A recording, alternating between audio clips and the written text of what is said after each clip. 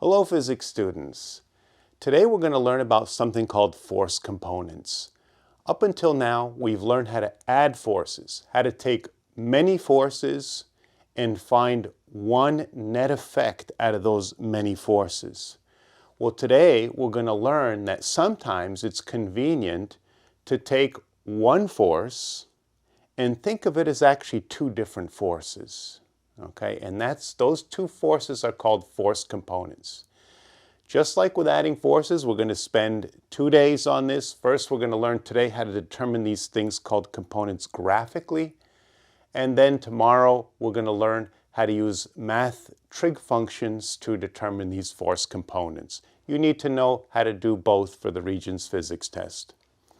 Okay, so I'll pause the video here for a moment to allow you to copy these notes down. Okay, so what I have here is a little diagram of a stick figure pulling on a box. Maybe this is like a heavy box full of rocks or something, and so you can't pick it up and carry it. So there's a rope attached to it, and then a person is dragging this sideways. That force goes along a diagonal like this at a certain angle. So that's what I have here, F at an angle theta. Now, what the person does by pulling at a diagonal like this is they're actually pulling in two different directions. If we were in class, I'd have a little lab car, and if I pulled it at horizontally, you'd see it take off very rapidly. But as I increase the angle at which I pull that lab car rolling across the table, you would find that it would move slower and slower the more vertical the force that I was pulling with became. Even though I'd pull the same number of newtons, maybe 5 newtons like this, and the car really takes off, I pull 5 newtons like this, the car goes a little bit slower, and then when I pull 5 newtons almost vertically, the car sort of creeps along like this. And the reason why is that that force directed up at a diagonal can be thought of as a horizontal effort and a vertical effort. And we would physically see that the horizontal piece of that force, that component, gets smaller and smaller as you tilt the force up like that, because we would physically see it from the car rolling slower when the rope was like this. So unfortunately here at home, I don't have the lab table and the lab car, but that's what I would have shown you. So you would see the physical effect of pulling both horizontally and vertically. So if this is a certain number of newtons, like 100 or 200, we want to know how much of that 100 acts sideways and how much of it acts vertically. So that's what we're going to do next. Let's see.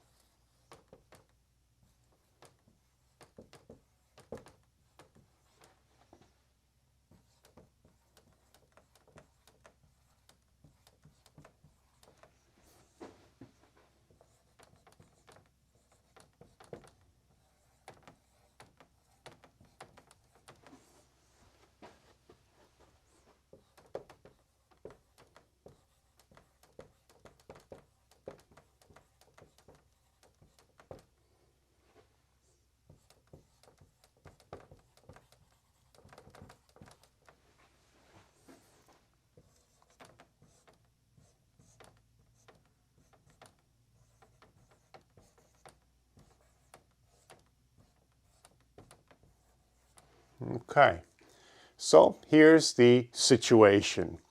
I've got a 275 Newton force acting up at 60 degrees to the horizontal, so that's like here going like about like that, 60 degrees to the horizontal.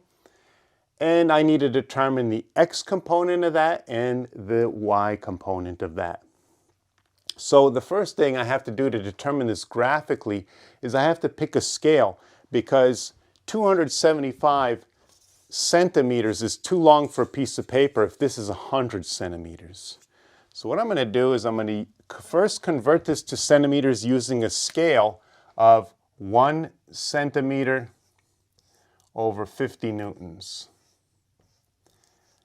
And if you didn't know how to make a scale like that, it's okay. Most of the time on the Regents, the scale is given to you. They tell you what the scale, so they would say within the problem, using a scale of 1 centimeters equals 50 newtons, sketch this out.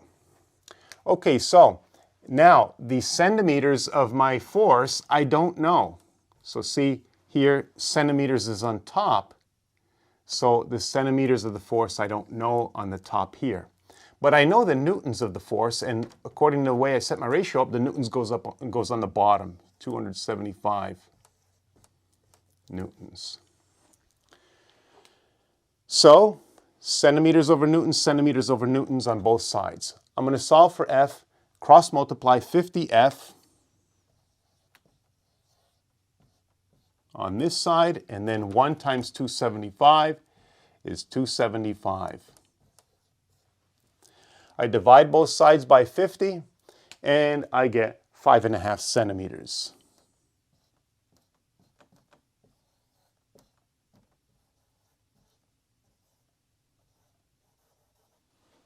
Okay, so there is my force length that I'm going to draw.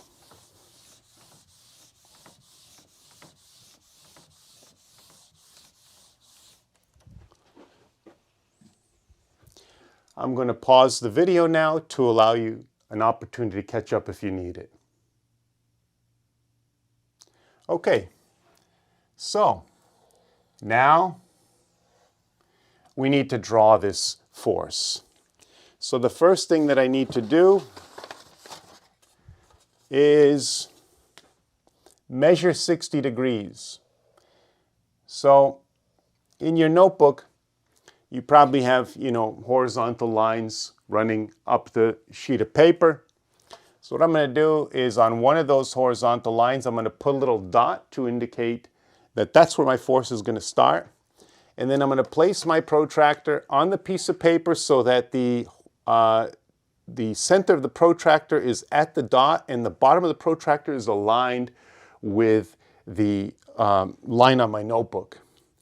And as I always say, I ignore the numbers on the protractor because sometimes that gets people confused, and sometimes it gives you the wrong answer. I start at the edge of the protractor or my reference line, whatever I'm using to draw the vector with respect to, and I count up 10, 20, 30, 40, 50, 60. I'm going to put a little dot right here to indicate that that's the 60, well, maybe I'll do it a little bigger so you could see. That's 60 degrees right there, okay? I'm going to remove the protractor. And now I'm going to get my ruler and draw 5.5 centimeters. So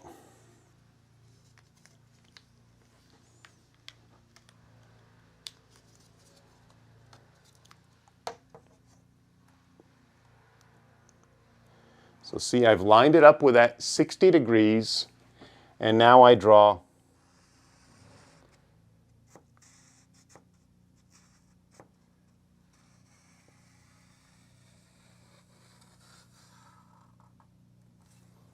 okay, so there's a 5.5 centimeter line. Now, remember this is acting up, and forces always need an arrowhead. And we don't draw a sloppy arrowhead like this. We always have to start very precisely here and pull back twice. And now I could say F equals 275 newtons. Okay?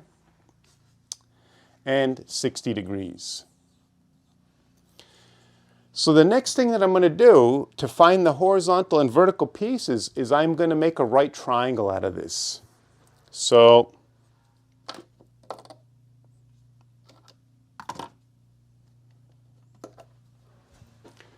first, I'm going to take my ruler and estimate as best as I could the vertical direction. Not like this, but straight down from this point.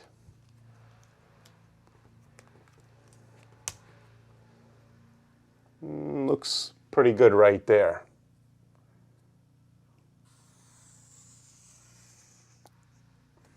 Okay. And then I'm going to put an arrowhead up here. Okay? Because that Fy, that force component in the vertical direction, goes upward this way. Next, I'm going to make a horizontal component or a horizontal arrow running the length of this line in my notebook. Erase this so dry erase marker works better.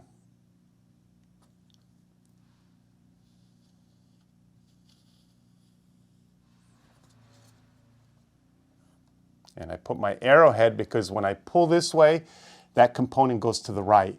And I'm going to label this obviously x direction there, so F subscript x.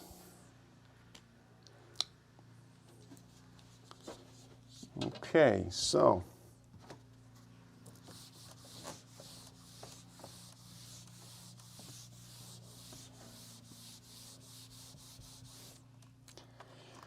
I'm going to pause the video now for you to get a chance to draw this 60-degree force 5.5 centimeters up, and then the horizontal and vertical components. Okay, so we have these forces. We want to know what they are in newtons. That's the ultimate aim. But all we could do at this point is determine what they are in centimeters off our diagram. So part A was to determine the horizontal component. I measure that, and I get about 2.5 centimeters. Okay? So how many newtons is that? Well, we have our scale of 1 centimeter over 50 newtons. This time, I know the centimeters, so I put that in the top, the 2.5 centimeters. And then down here, I don't know the newtons of my Fx, so I'll leave that an unknown. You could put x over here if you want, if you're more comfortable with that. So I cross multiply. F times 1 gives me Fx. And then 50 times 2.5, if I push that on a calculator, I get 125 newtons.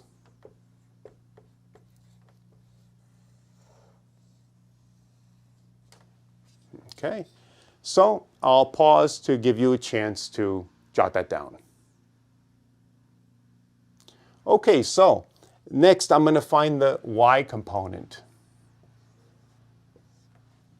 So again, I don't know what it is in newtons, but I can measure it in centimeters. I go put my ruler all the way to the top of this triangle here, and looks like I've got about 4.8 centimeters.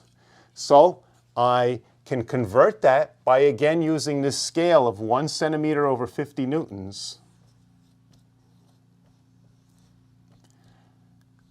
Again, I don't know the newtons, but I do know the centimeters of this force. I just measured it as 4.8 centimeters.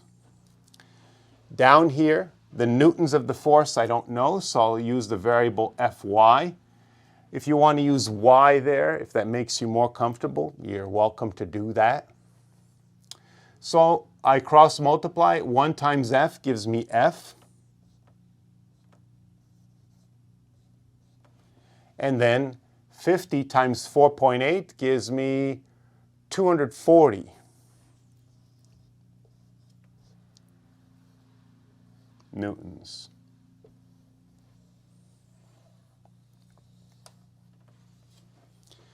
And I'll pause the video here to give you a chance to catch up. Okay, so these are the force components in newtons. I just want to finish off by reminding you what that means. So let's suppose there's a person here, one person pulling on a box like this down here with a rope, and they're pulling 275 newtons. One force, one person. If you took that one person and you said, okay, have a seat, relax, don't do any more work, and this was now gone,